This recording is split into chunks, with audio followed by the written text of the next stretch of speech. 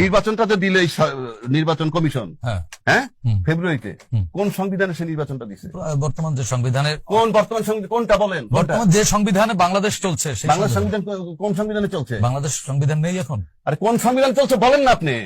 আমাদের সর্বশেষ যে সংবিধান কোনটায় বলেন না, নাম কোন সংবিধান? কি 5টা সংবিধান? কোনটা বলবেন তো? সংবিধান তো একাধিক না, এখন তো অন্তর্বর্তীকালীন সরকার ক্ষমতা। হ্যাঁ, অন্তর্বর্তীকালীন সরকার মানে একেবারে আদালতের মাধ্যমে বৈধতা নিয়েই তো এই সরকার রাষ্ট্রপতির কাছে ওথ নেয়। হ্যাঁ, কোন সংবিধানে চলতেছে? বর্তমান প্রচলিত যে সংবিধান আছে বাংলাদেশের সংবিধানে সংসদ ভেঙে গেলে কয়দিনের মধ্যে নির্বাচন? এটা তো ট্রানজিশনাল গভর্নমেন্ট, কিন্তু বলাই হয়েছে এই বলতেছেন সংবিধানে। না, সেটি তো আপনার আইনের মাধ্যমে বৈধতা নিয়েছে না এই সরকার। আইনের মাধ্যমে বৈধতা উচ্চ আদালতের সাথে পরামর্শ করেই তো এই সরকার গঠন করা হয়েছে। তারপরে ফলো করবে কিসে? ফলো করবে কনস্টিটিউশন। 8 তারিখে সে ফলো করছে, মানে ওত নিছে না? তারপরে কি ফলো করবে? কি কনস্টিটিউশন অনুযায়ী তো এগোচ্ছে, সে ফলো করে। আমার প্রশ্ন এবার, আমি অ্যাঙ্কার, আপনি উত্তর দিবেন। সে 8 তারিখে দায়িত্ব নিছে, সংবিধানে কি বলা আছে আমাদের ওই সংবিধানে? সংবিধানে তো তত্ত্বাবধায়ক সরকারই ছিল না, 90 দিনের মধ্যে নির্বাচন দিবে। সবই তো আপনি বলতেছেন। এই সরকার তো ওত নিয়ে সংবিধান ফলো করতেছে। হ্যাঁ, সংবিধান ফলো করতেছে তো। হ্যাঁ, সংবিধানে কি আছে? সংসদ ভেঙে যাওয়ার কতদিনের মধ্যে? 90 দিনের মধ্যে। 90 দিনের। কিন্তু এই সরকারটির নাম দেওয়া হয়েছে। কথা বলতে দেন না, আমি যা প্রশ্ন করি তার উত্তর দেন। হ্যাঁ, তাহলে আমি 8 তারিখে দায়িত্ব নিলে এই সরকার 8ই আগস্ট 2024 সংবিধান ফলো করতেছে, তাহলে তার নির্বাচন হওয়ার কথা 7ই নভেম্বর 2024 হইল না কেন? আপনি বাংলাদেশের 24-এ যে পরিস্থিতিতে হইল না কেন ভাই? আপনি যে পরিস্থিতিতে সরকারটি গঠন করা হলো, আমার আপনি বলতে সংবিধান ফলো করতেছে। সংবিধানের মধ্য দিয়েই তো এই সরকার চলছে। আমি তো মানলাম আপনার কথাটা বুঝতেছে, আপনার কথা মানছি। এই সরকারটি তো অন্তর্বর্তীকালীন সরকার, এই সরকারের তো মেয়াদ, এই সরকারের মেয়াদ তো 90 দিন না, যে 90 দিনের যে ব্যারিয়ার সেটি তো দেয়া নাই। কতদিন মেয়াদ? এই সরকার নির্দিষ্ট কিছু কাজ শেষ করে তারা নির্বাচনের মেয়াদ দেয়া নাই। কে দেয় নাই? না, এই আদালত দেয়নি কোন নির্ধারণ। এই মাত্র সংবিধান ফলো করে। হ্যাঁ, সংবিধান ফলো করলে সে তার মেয়াদ তো সংবিধানে বলা আছে না। এই সরকারের নামই তো নাই সংবিধানে। এখন আবার আপনি বলতেন যার নাম সংবিধানে নাই, তারা আপনি সাংবিধানিক সরকার কেমনে বলেন? আদালত বৈধতা দিয়েছে, আদালত বৈধতা দিচ্ছে। হ্যাঁ, এবং তার নাম অন্তর্বর্তীকালীন সরকার, তার সংবিধান সে নিজে না। তাহলে আপনি ওই সংবিধানে যান না। কোন সংবিধানে যেটা আছে সেটাই গেলে তো সে নির্বাচন দিল না কেন 3 মাসের মধ্যে? বলেন। সেটি তো এই সরকার তো সংবিধানের মধ্যে এই সরকারের নাম লেখা নাই, তাকে কোনো টেনিউর দেয়া হয়নি, নির্ধারণ করে দেয়া হয়নি। যেহেতু এরকম একটি সরকার গঠন করা যাচ্ছিল না, সেই অনুযায়ী রাষ্ট্রের যারা ওই সময় যারা, তাহলে সরকার তার ইচ্ছামতো চলবে না? সরকার ইচ্ছামতো চলছে। কি সরকার কি তার ইচ্ছামতো চলছে? কিভাবে চলছে?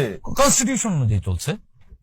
কনস্টিটিউশন বলতেছে নির্বাচন 3 মাসের মধ্যে। না, এই অন্তর্বর্তীকালীন সরকারকে কোনো 3 মাসের মেয়াদ দেওয়া অন্তর্বর্তীকালীন সংবিধানে নাই। তাইলে আবার আপনি ভাই আপনার নাম এই অফিসের কোথাও নাই, আপনি এই অফিসের নিয়ম ফলো করবেন কেমনে? আপনার নিয়ম কোনটা? না, যদি উদ্ভূত পরিস্থিতির জন্য সবাই মিলে যদি একটা সবাই মিলে, কে বলছে যে আপনার ফেব্রুয়ারিতে নির্বাচন দেন? আদালত। কোন আদালত? না, ফেব্রুয়ারিতে নির্বাচনের কথা, ফেব্রুয়ারিতে নির্বাচনের কথা সরকার মনে করেছে যে পরিবেশ পরিস্থিতি ওরকম আছে, মনে করে সংবিধানে থাকবে। সংবিধানে কি নির্বাচনের ডেট লেখা থাকে? লেখা আছে। নাই। আবার তর্ক করেন, না জানলে বলবেন জানি না। না, সংবিধান মোতাবেক সংসদ ভাঙার পরবর্তী 3 মাসের মধ্যে নির্বাচন দিতে হবে। সেটা কেয়ারটেকার গভর্নমেন্ট যদি থাকে বা ইলেক্টেড পার্লামেন্ট যদি মনে করে সেভাবে। আপনি তাহলে এই সরকার তো সাংবিধানিক না, আদালত দ্বারা বৈধতা প্রাপ্ত। আদালত দ্বারা বৈধতা প্রাপ্ত, তার মেয়াদ কে দিবে? আদালত কি 90 দিন বলে দিয়েছে? তাহলে তো এই সরকার দিবে জুলাই ঘোষণাপত্র। জুলাই ঘোষণাপত্র দিবে। জুলাই ঘোষণাপত্র তো তৈরি হয়নি। জুলাই ঘোষণাপত্র তাইলে তৈরি করার বৈধতা এই সরকারকে কে দিল? জুলাই ঘোষণাপত্র তৈরি হয় নাই, আপনি অ্যাঙ্কারিং করেন। না, জুলাই ঘোষণাপত্র আপনার বক্তব্য অনুযায়ী জুলাই ঘোষণাপত্র 5 আগস্ট কি ঘোষণা করছে? আমি বলছি যে জুলাই ঘোষণাপত্র ঘোষণা করারও তো বৈধতা এই সরকার আছে।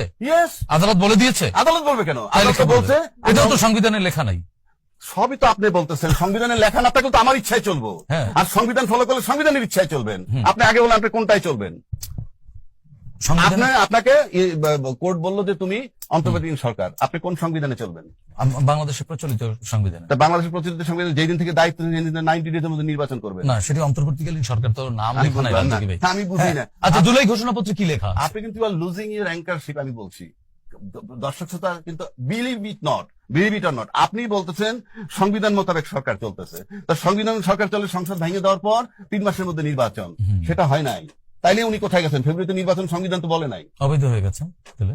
কে অবৈধ দিয়েছে? সরকার। সরকার অবৈধ দিয়েছে, তাহলে নির্বাচন দিল কিভাবে? না, আমি বলছি আপনাকে সরকার কি তাহলে অবৈধ হয়ে যাচ্ছে? আমি তো বলি সরকার 100% বৈধ। আপনি বলতেছেন সরকার সাংবিধানিক, সংবিধান মোতাবেক চলছে। হ্যাঁ, চলছে তো। হ্যাঁ, তাহলে তার নির্বাচন দেওয়ার কথা ছিল 7ই নভেম্বরের মধ্যে শেষ হওয়ার কথা, 7ই নভেম্বর 2024-এর মধ্যে। আমার কথা হচ্ছে যে সংবিধানে তো অন্তর্বর্তীকালীন সরকার বলে কোনো সরকার নেই। তো যেটার ভিতরে এই সরকার নাই, তার জন্য কি এটা প্রযোজ্য? কোনটা? এই যে 90 দিন, হ্যাঁ, 90 দিন তো প্রযোজ্য কেউ বলে তার জন্য সংবিধান প্রযোজ্য কিনা? সংবিধান প্রযোজ্য না, তাহলে সে চলবে কার সঙ্গে? তার মানে কি জানেন, অনেকে আপনি যেটুকু পছন্দ নিবেন, যেটুকু বাধ্য সেটুকু নিবেন, রাষ্ট্র তামাশা না। না, সংবিধানকে তাহলে একেবারে বাতিল করে দিয়েছে এই সরকার ওত নেওয়ার সাথে সাথে। এইটার জন্য এই সরকারের সাথে সাথে ওইটা বাতিল হয়েছে আপাতত, কারণ উনি অন্তর্বর্তীকালীন সরকার, উনি চলতেছেন অন্তর্বর্তীকালীন সংবিধানের মধ্যে। না না, ওনার এই সংবিধান বিপ্লবী সরকার যদি গঠন করা হতো তাহলে সংবিধান আপাতত স্টে থাকতো বা স্টপ থাকতো। বিপ্লব কারে বলে? বিপ্লব অন্য আরেকদিন বিপ্লবের সংজ্ঞায় যাব আমরা। এক কথাই বলে দিই, সরকার পালায় গেলে সেটা বিপ্লব। আচ্ছা আচ্ছা, বা শেষ। ওকে। পৃথিবীতে যত বিপ্লব হয়েছে, যত 50টা সংজ্ঞা আনেন, তার ভিতরে এইটা থাকতে হবে। তাহলে বিপ্লবী সরকার গঠন করলো সেটা না, আরেক চ্যাপ্টার। সেটার জন্য দায়ী একলা ইউনূস সরকার না, টোটাল দেশের রাজনীতিবিদরা। সেটা আমি সমর্থন করি। হ্যাঁ, আপনি এইবার আসেন। হ্যাঁ, তাহলে ইউনূস সরকার এই সংবিধান মোতাবেক নির্বাচন দিচ্ছে না, এবং সমস্ত রাজনীতিবিদরা বৈশা বৈশা চুপচাপ বৈশা আছে। নির্বাচন কমিশন নির্বাচন দিতেছে ফেব্রুয়ারিতে। কি হিসাবে? তার গঠন হয়েছে কবে তা জানেন? এই সরকার আসার পরে। কবে? সে 8 আগস্টের পরে। কবে? সেটা এক্সাক্ট আমার তারিখটা খেয়াল নেই। না জানলে আপনি অ্যাঙ্কারিং করেন কেন? 8ই আগস্ট 2024 সরকার হয়েছে। সংবিধান মোতাবেক 3 মাসের মধ্যে হইতে হইলে আপনার কথা মতো 7ই নভেম্বর। আমার কথা মতো না, তাহলে আমার কথা মতো অন্তর্বর্তীকালীন সরকার 3 মাসের মধ্যে নির্বাচন দিতে বাধ্য, এরকম কোন বক্তব্য আমার না। এটি কার?